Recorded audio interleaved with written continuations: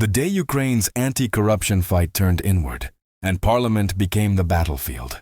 The most decisive rupture did not come from the front lines or from a foreign capital, but from the moment anti-corruption investigators were physically blocked inside Parliament, a moment that signaled a collision between the state's promise of reform and the instinct to protect power when it feels threatened. And from that instant, the entire balance inside Ukraine began to tilt in a way that can no longer be ignored.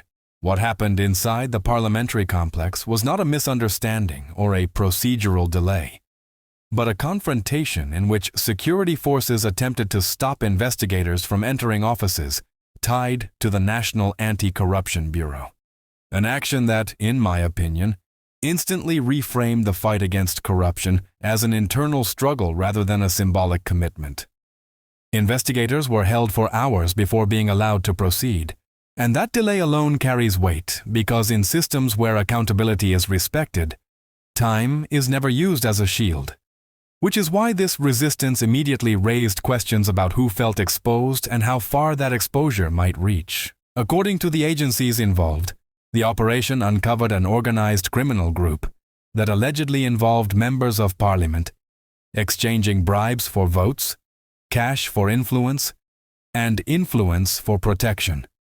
A pattern that cuts directly into the heart of democratic legitimacy rather than sitting at its margins. What makes this moment especially severe is that the resistance did not come from private actors or informal networks, but from elements described as part of the state's own cleaning or security services, creating the perception that institutions designed to protect the state were instead being used to obstruct evidence. Details remain deliberately limited, but even without full disclosure, the implications are clear, because when investigators say evidence may extend upward toward leadership, the issue stops being about individual wrongdoing and becomes a systemic test of whether reform can survive proximity to power. The timing sharpened everything since the investigation broke into public view as the president left the country for the United States, a departure that unintentionally amplified the sense of institutional vulnerability at home, while attention shifted abroad. At the same time, Russian drone and air attacks struck the capital area, killing a civilian and injuring many, which layered physical insecurity on top of political instability and created a public mood where anger, fear, and exhaustion converged rather than canceled each other out. This convergence matters because corruption scandals do not land in a vacuum. And when bombs are falling while investigators are blocked, citizens are forced to question whether the state can protect them externally while cleansing itself internally.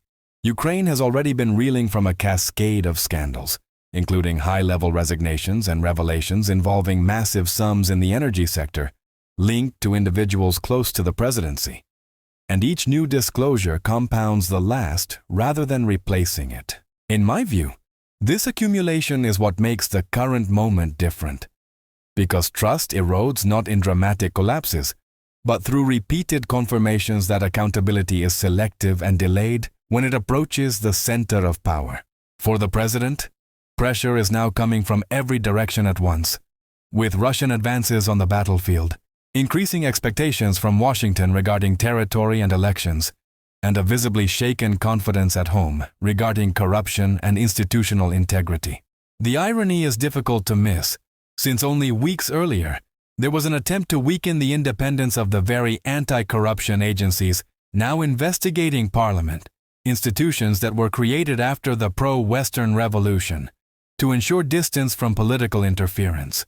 That earlier move triggered rare protests even during wartime conditions and forced a retreat, showing that public tolerance for perceived backsliding has limits, which makes the current investigation feel less like an isolated event and more like unresolved tension resurfacing. Now those same agencies have effectively turned their attention inward, and the symbolism of investigators confronting Parliament carries a weight that resonates far beyond the specifics of any single case. Corruption has long been described as one of the greatest obstacles to Ukraine's European ambitions, rooted in habits formed during the Soviet era and reinforced by years of fragile governance. But war has removed the luxury of gradual reform. When a country is fighting for survival, every internal fracture becomes more dangerous because the question shifts from whether reforms are desirable to whether they are essential for the state to function at all. This is why, in my opinion, the current crisis is not simply about whether Ukraine can repel external aggression, but whether it can preserve the moral and institutional foundations required to justify continued sacrifice. With investigators pushing against closed doors and bombs falling outside, Ukraine is being tested on two fronts simultaneously, and neither front allows for delay, evasion, or half measures without consequences. If this analysis resonates with how you are interpreting these events, it is worth engaging with the discussion and staying with the breakdown to the end. Because the consequences of this moment extend directly into the next and most controversial decision Ukraine now faces. The investigation's collision with Parliament flows directly into the election dilemma now facing Ukraine, because legitimacy can no longer be treated as a future concern when the present system is openly questioned by investigators, citizens, and foreign observers at the same time. With elections suspended under martial law and the president's term having formally expired, the absence of a clear electoral horizon has transformed from a legal technicality into a strategic vulnerability that opponents are increasingly willing to exploit. Voices inside Kyiv are now floating ideas that would have been unthinkable before the war, including online or hybrid voting, not as an innovation driven by progress, but as a workaround for displacement, fear, and demographic fracture. Supporters argue that millions of Ukrainians scattered abroad or displaced internally cannot realistically be reached through traditional polling stations, and that without a new mechanism, turnout risks collapsing into a number that invites accusations of illegitimacy.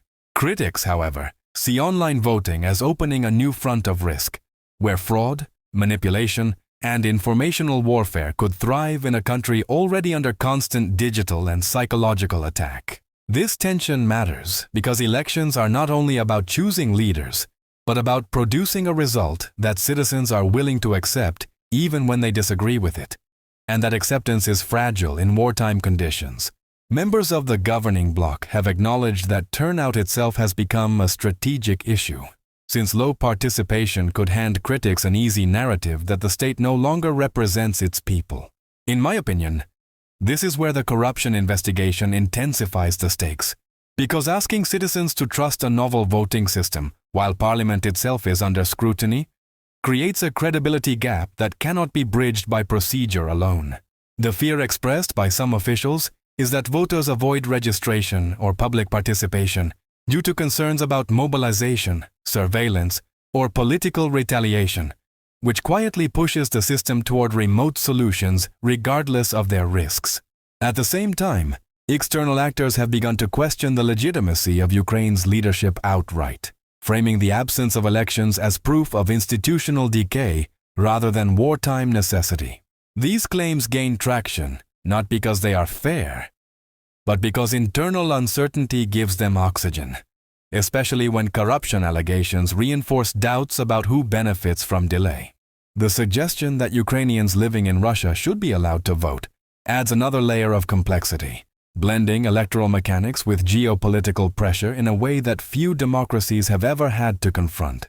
For Kyiv, agreeing to such demands risks opening the process to influence and coercion, while rejecting them risks feeding narratives that the state excludes parts of its own population.